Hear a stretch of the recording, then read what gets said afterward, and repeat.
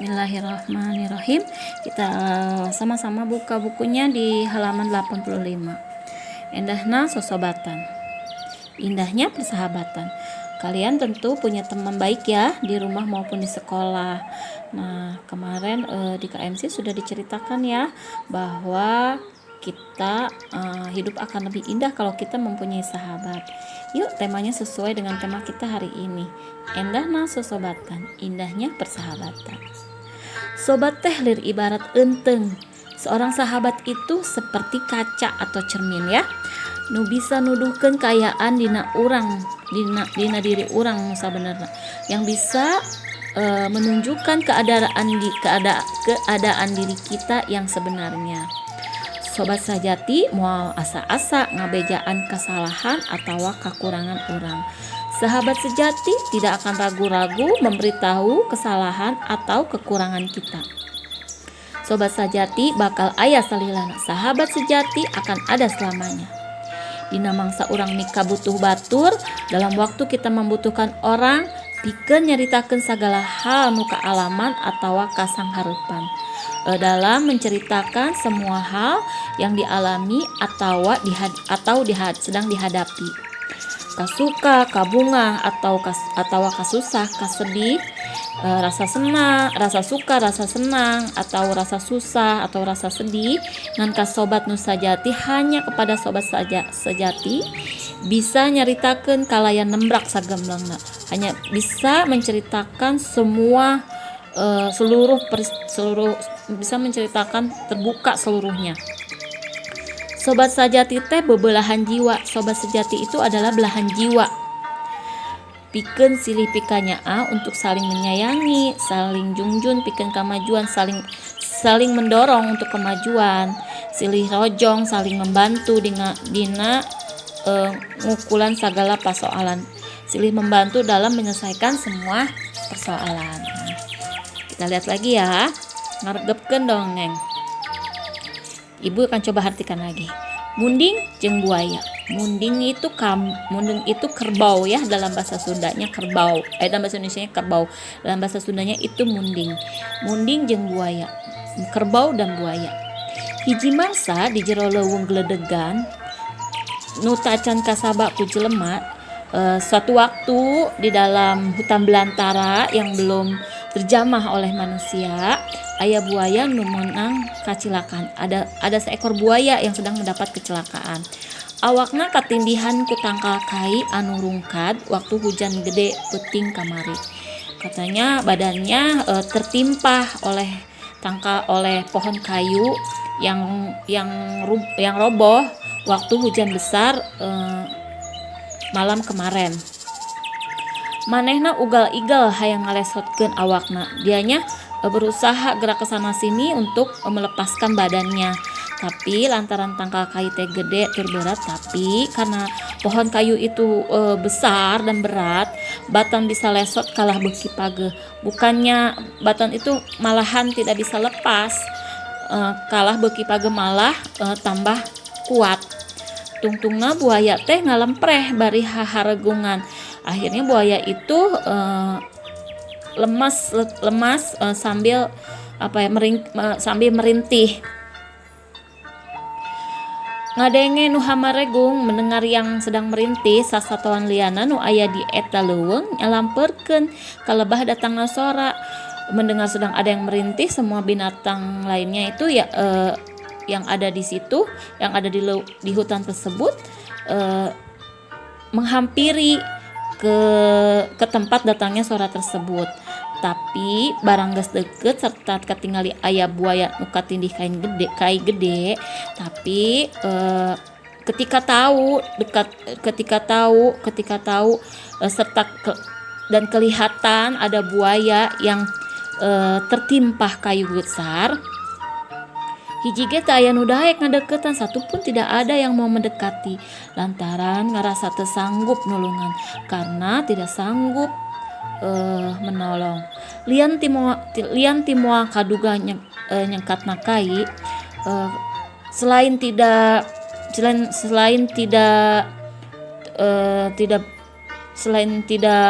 kuat mengangkat kayu, Sato-sato leuweung geus arapaleun.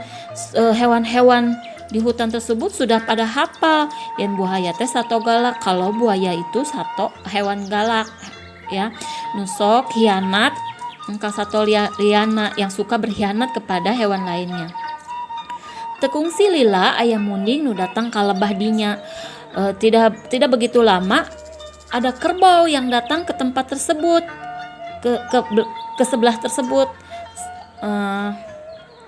sarta katingali ku buaya, dan kemudian terlihat oleh buaya ningali awak munding nu gede sarta tandukna kuat, melihat badan kerbau yang besar dan tanduknya itu kuat.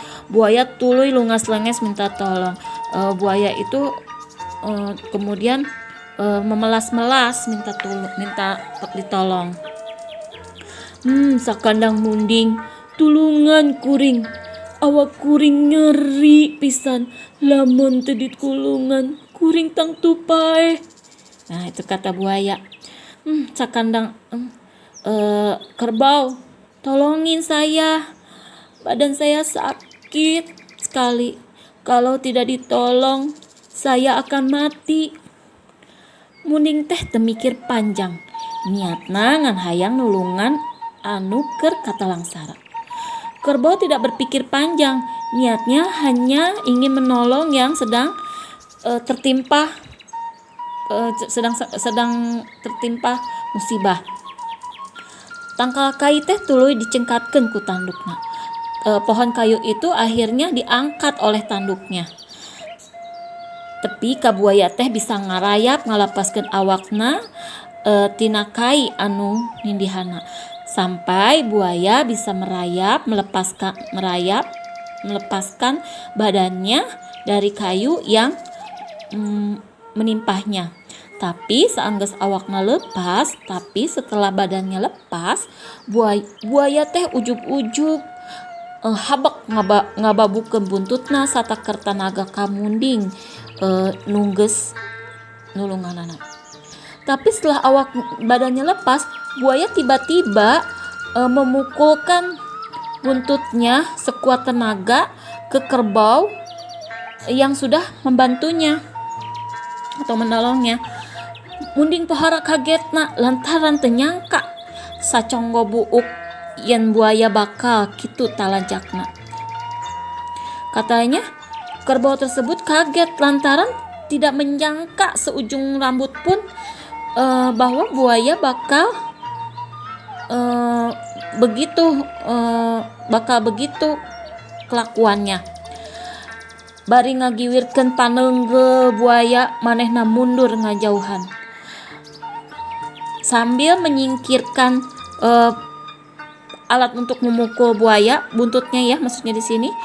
Manehna mundur kejauhan, dia mundur di kejauhan. Tapi buaya teh jigana geus hayang sagep-gepen ngegel munding. Tapi buaya itu sepertinya sudah ingin memakan munding, menggigit munding. Tinggal menggigit munding. Tonoli sato-sato sejen nuting gorowok ngelingan tika jauhan. Banyak hewan-hewan lainnya pada teriak untuk mengingatkan dari kejauhan. Manehna tuluy ngababukeun munding ku buntutna. Dianya kemudian memukul kerbau menggunakan buntutnya, ekornya. Puguhai munding ge teu eleh geleng. Puguhai munding juga tidak kalah sigap sarta ngalawan nadah pamabuk buaya ku tungtung tandukna dan melawan terus menerima pangbabuk buaya ku tungtung tandukna. Ekornya itu kan dijadikan ekor buaya itu dijadikan pemukul oleh buaya ya.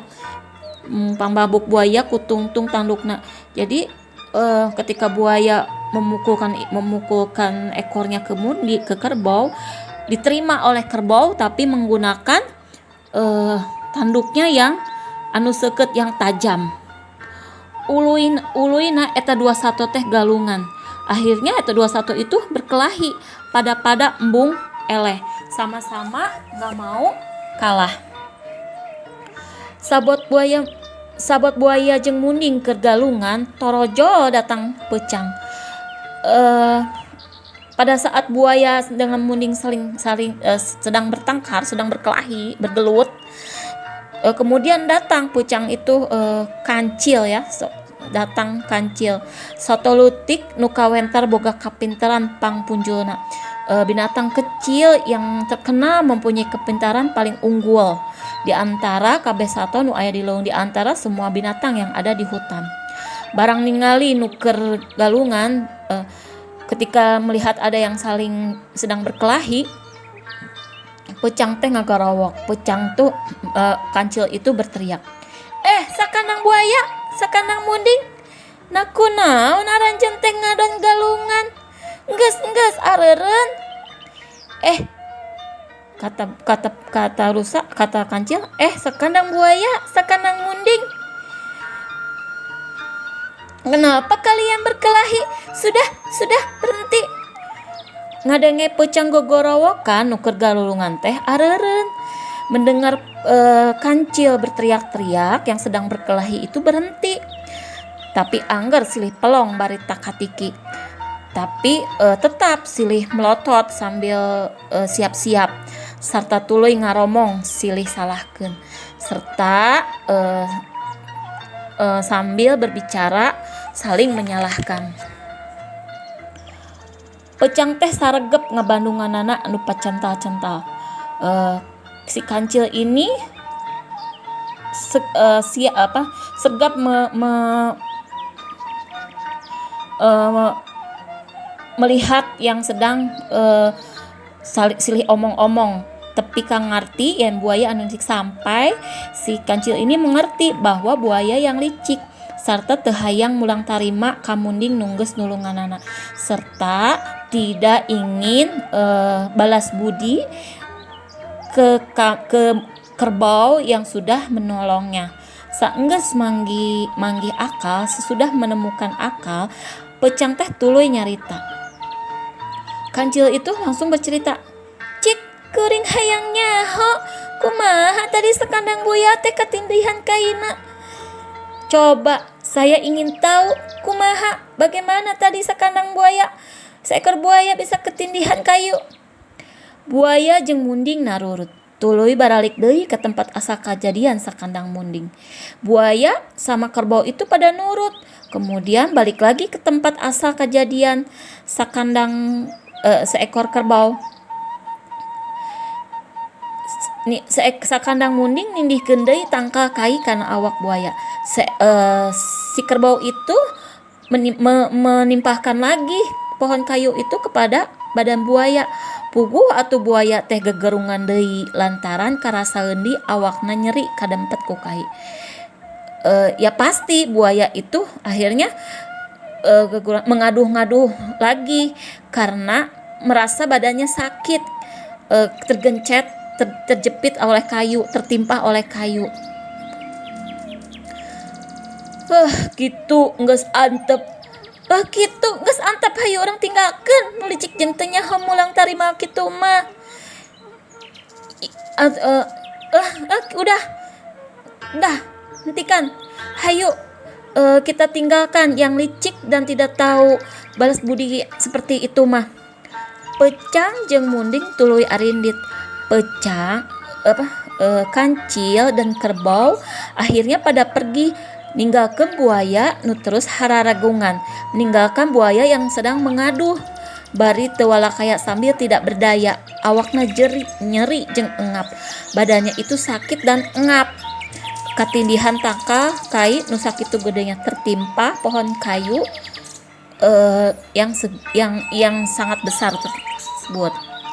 Nah, itu isi dari cerita munding jeung buaya ngadongeng ya, munding buaya. Jadi intinya dalam pelajaran antara munding dan buaya gitu, Dimanapun kita berada, kita mesti bisa menempatkan diri kita. Kita mesti tahu dan balas jasa terhadap orang lain. Jangan ketika orang lain memberikan kebaikan sama kita, kita akan membalasnya dengan kejahatan, ya. Begitu pula kejahatan tidak boleh juga dibalas dengan kejahatan, ya. Tuh. Kemudian tugas kalian adalah menceritakan kembali isi dongeng yang di sini, Munding Jeung Buhaya, halaman 86 sampai 88. Kalian ceritakan kembali dengan bahasa yang baik, ya, dengan bahasa Sunda yang baik. Itu saja mungkin dari Ibu, boleh dikirim